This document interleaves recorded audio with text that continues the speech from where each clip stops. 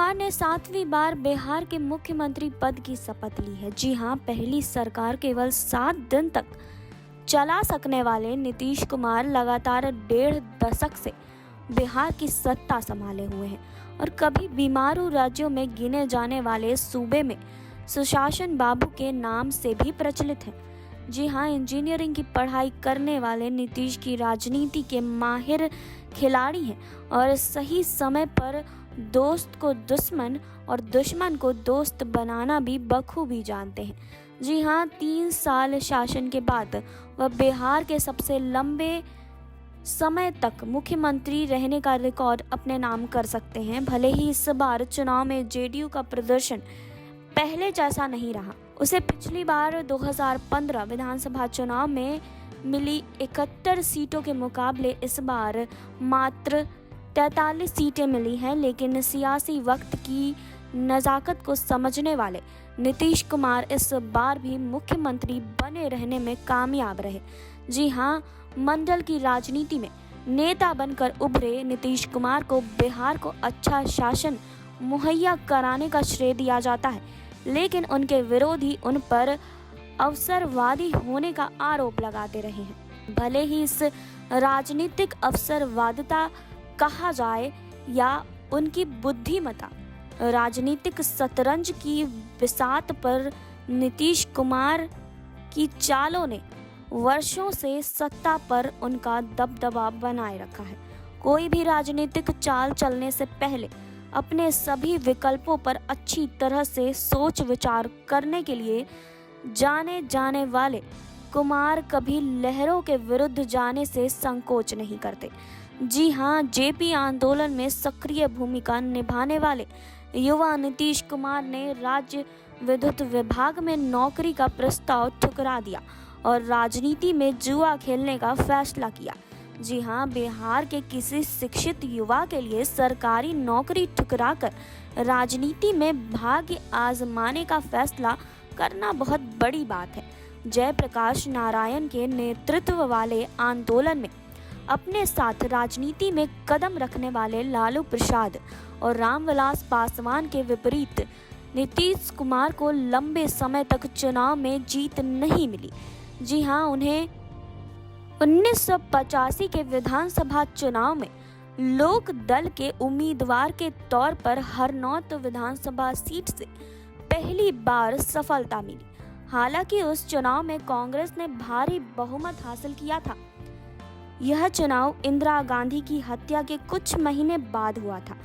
पहली चुनावी जीत के 4 साल बाद वह बाढ़ लोकसभा क्षेत्र से निर्वाचित हुए।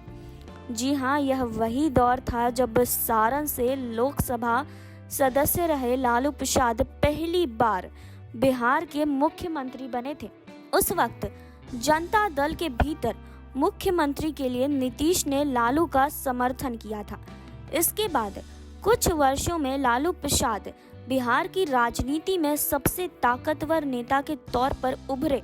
हालांकि बाद में चारा घोटाले के नाम आने और फिर पत्नी राबड़ी देवी को मुख्यमंत्री बनाने के बाद वह विवादों में घिरते चले गए।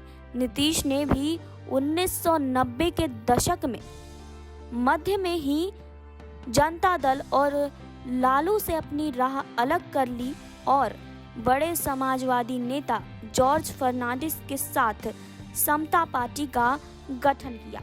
जी हाँ, उनकी समता पार्टी ने भाजपा के साथ गठबंधन किया और नीतीश ने एक बेहतरीन सांसद के रूप में अपनी पहचान बनाई और अटल बिहारी वाजपेयी के मंत्रिमंडल में बेहद ही काबिल मंत्री के तौर पर अपनी छाप छोड़ी। बाद में लालू प्रसाद और शरद यादव के बीच विवाद हुआ। यादव ने अपनी अलग राह पकड़ ली। जी हाँ, इसके बाद समता पार्टी का जनता दल के शरद यादव के धड़े में विलय हुआ, जिसके बाद जनता दल यूनाइटेड वजूद में आया। जी हाँ, जदयू का भाजपा का गठबंधन जारी रहा। साल 2005 की शुरुआत में हुए विधानसभा चुनाव में भाजपा जदयू के गठबंधन वाला राजग कुछ सीटों के अंतर से बहुमत के आंकड़े से दूर रह गया, जिसके बाद राज्यपाल बूटा सिंह ने विधानसभा भंग करने की सिफारिश की, जिसको लेकर विवाद भी हुआ। उस वक्त केंद्र में संपर्क की सरकार थी। इसके कुछ महीने बाद हुए विधानसभा चुनाव में नीतीश कुमार के नेतृत्व में राजग की बिहार में पूर्ण बहुमत की सरकार बनी और यहीं से बिहार की राजनीति में तथाकथित लालू योग के पटाक्षेप की शुरुआत हुई। सत्ता में आने के बाद नीतीश ने नए सामाजिक समीकरण बनाने हुए पिछड़े वर्ग में अति पिछड़ा और दलित में महादलितों के कोटे की व्यवस्था की।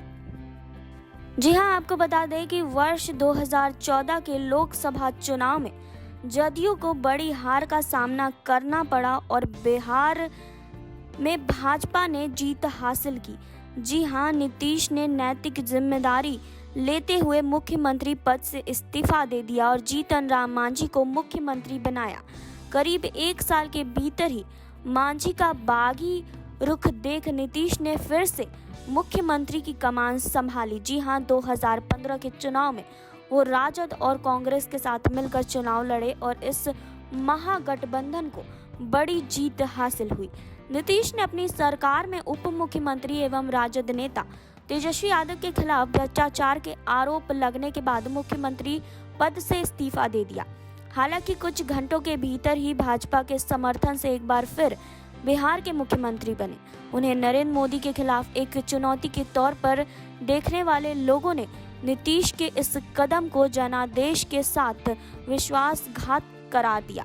हालांकि वह बार बार यही कहते रहे कि मैं भ्रष्टाचार से समझौता कभी नहीं करूंगा। इंजीनियरिंग की पढ़ाई के दौरान ही वह राजनीति में अपनी पैठ बना चुके थे। संसदीय राजनीति की शुरुआत उन्होंने लालू प्रसाद यादव के साथ रहकर शुरू की थी। जी हां, मगर वर्ष 2009 के चुनाव में वह भाजपा के साथ हो गए। इस बार फिर भाजपा का साथ उनको मिला है।